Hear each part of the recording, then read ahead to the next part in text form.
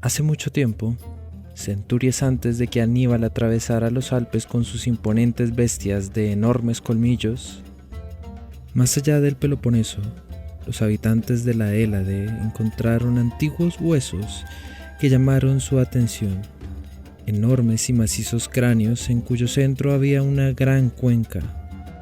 Sorprendidos, supusieron que pertenecieron a enormes cíclopes que alguna vez dominaron aquellas islas, hijos de dioses que se alimentaban de marineros y aventureros incautos. No hay registro de ello, pero en una ocasión, un sabio griego decidió viajar a Egipto y llevarse consigo uno de estos cráneos. Deseoso de compartir sus conocimientos, se lo mostró a un aventurero que había viajado más allá de las cascadas del Nilo. Este lo observó durante un momento y luego dijo: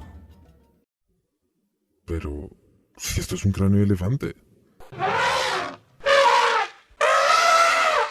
Los elefantes, esos colmilludos seres que han cautivado nuestra atención y han hecho parte de nuestra cultura y nuestro arte desde nuestros orígenes, mucho antes de que se quedaran calvos, porque antes eran peludos, ¿no?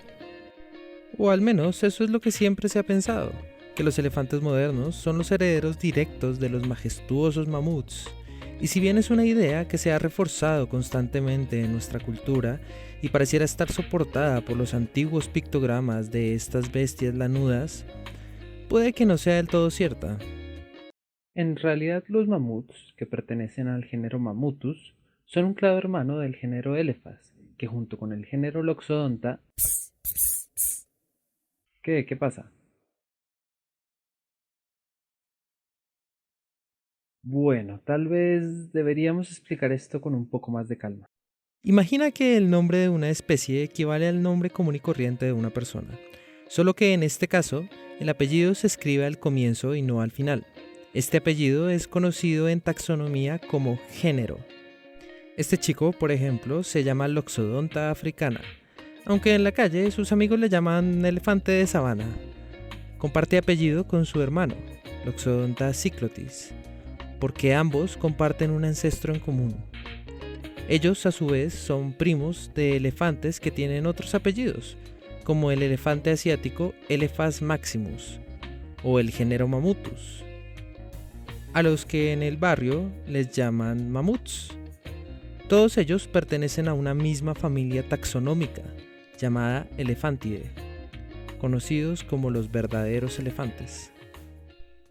Como podemos ver, decir que los mamuts son ancestros de los elefantes modernos es como si señalaran a tu primo y te preguntaran si él es tu abuelo. No tiene mucho sentido. Pero entonces, ¿de dónde vienen los elefantes? Si no son los mamuts, ¿cuál es el ancestro no solo de los elefantes, sino también de las demás familias taxonómicas, que parecen elefantes pero no lo son, como los mastodontes? Las cuales todas juntas conforman un gran orden llamado Proboscidae. Los invito a viajar conmigo al pasado para descubrir un poco de esta fascinante historia, a medida que la vamos reconstruyendo en el tiempo. Vamos allá. Primero viajaremos unos 50 millones de años al pasado, al Eoceno. Este es el mundo durante el Eoceno. Cálido y con bosques incluso en los polos. La gran mayoría de órdenes de mamíferos modernos surgieron aquí. Artiodáctilos, perisodáctilos, primates y por supuesto también nuestros probóscidos. Nadando en medio de los manglares de las costas del mar de Tethys, en lo que ahora es el Sáhara, encontramos al Moeritherium, un protoelefante que no pasa de los 250 kilos y se ve más como un hipopótamo pequeño. Sin embargo, sabemos que está emparentado con los elefantes por su cráneo, más concretamente por su dentadura, característica de los probóscidos. Sus segundos incisivos han comenzado a alargarse, recordando los característicos colmillos alargados de este grupo, y sus muelas comienzan a tomar una forma bunolofodonta, es decir, las cúspides de estas se fusionaron formando crestas perpendiculares a la mandíbula. Miren por ejemplo la diferencia entre la dentadura de un elefante moderno y la de un hipopótamo. A eso me refiero. Si bien puede que no sea el antepasado directo, el Moriferium representa muy bien cómo se veían los miembros más tempranos del Gran Orden Probóscide. Este bicho, que parece un tapir con sobrepeso, llegó a convertirse en uno de los grupos de mamíferos más exitosos y diversificados de todos, con más de 160 especies que llegaron a distribuirse casi por todo el mundo y colonizar prácticamente todos los ambientes y climas posibles, aunque aún faltaría tiempo para esto. 30 millones antes del presente, estamos en el Oligoceno. Antártida se despide para siempre de sus bosques y comienza a congelarse. La temperatura global ha bajado un poco y el clima se ha hecho más árido, produciendo así vegetación adaptada a estas nuevas condiciones. Para poder aprovechar los nutrientes de esta, los probóscideos adoptaron dos estrategias. Por un lado, sus muelas se hicieron cada vez más robustas y de crestas más altas y pronunciadas. Por el otro, estos animales incrementaron su tamaño corporal, convirtiéndose en enormes toneles vivientes ideales para fermentar materia vegetal. Esta época avanzó sin que hubiera una gran cantidad de diversificación del grupo, así que...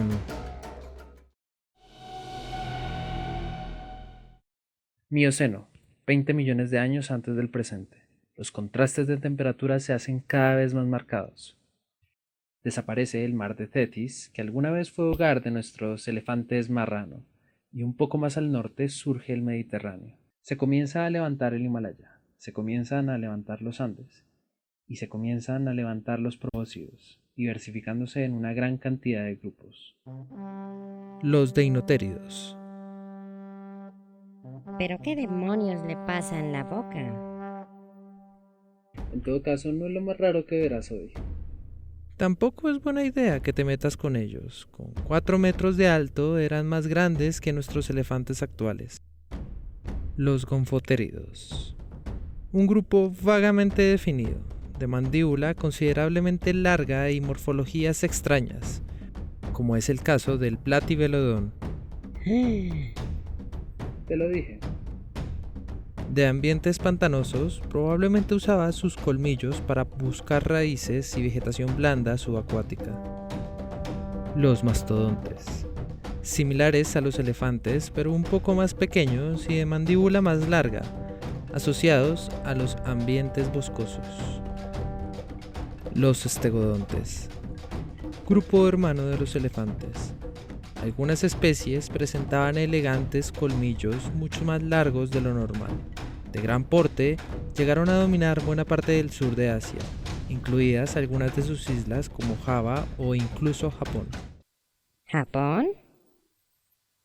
Sí, verás, debido a la reducción de las temperaturas durante las glaciaciones más frías, mucha del agua líquida que hoy llena nuestros océanos se encontraba en estado sólido en zonas heladas lejanas al mar, por lo que el nivel del océano era mucho más bajo, formándose así puentes de tierra que conectaban islas que hoy en día están rodeadas por agua, como Japón.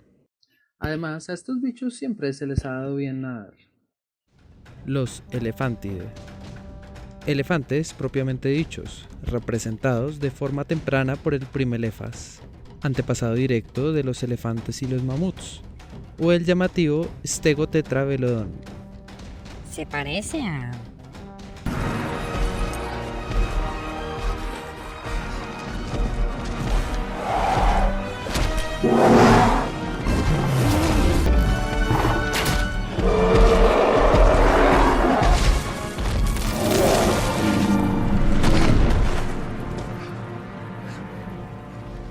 Sigue contando como uno. Uno de los motivos de la gran diversificación del grupo se debió a un gran cambio climático y ecológico ocurrido en esta época. Una gran reducción del CO2 en la atmósfera produjo un efecto contrario al efecto invernadero, lo cual hizo que se almacenara menos calor en la atmósfera y el clima se hiciera aún más seco, extendiéndose así las praderas por todo el mundo. Sí, porque a pesar de que las gramíneas existieran desde antes, no fue sino hasta esta época en la que surgieron grandes praderas como las conocemos hoy en día, y también como solo existieron en esta época.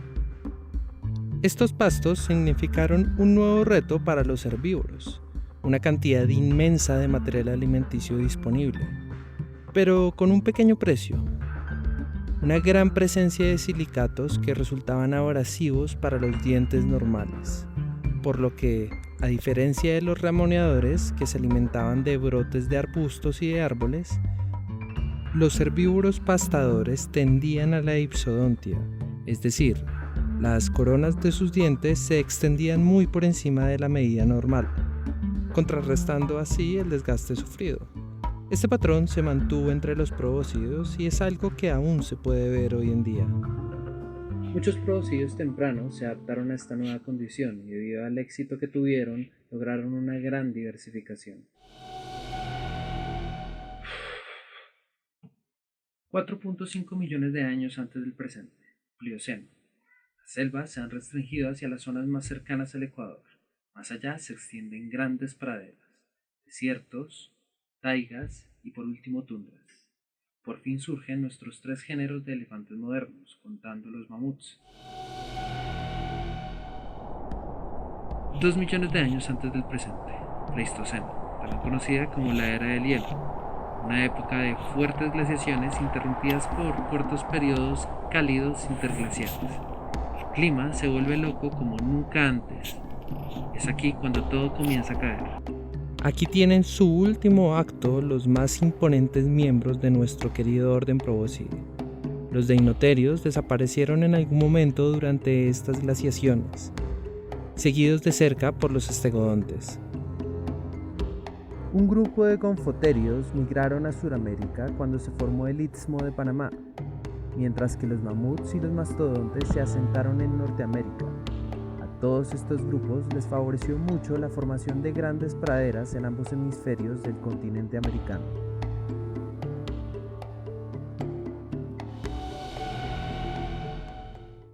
Comienza el Holoceno, hace 10.000 años. Finaliza la última glaciación. Las grandes praderas y sabanas que alguna vez favorecieron a los mamíferos colosales desaparecieron, por lo cual el 50% de los géneros de mamíferos superiores a 5 kilogramos se extingue, entre ellos los mastodontes y los gonfoterios americanos. Sin embargo, el mamut lanudo logró sobrevivir. Dio la pelea hasta hace 4.000 años. Al tiempo que el ser humano levantaba sus primeras pirámides en Egipto, el último mamut se despedía de este mundo en las tranquilas tundras de Siberia. Pobres mamut. Oh, tranquilo. En realidad no creo que seas el último de tu estirpe. Te vamos a conseguir una pareja. Ya verás.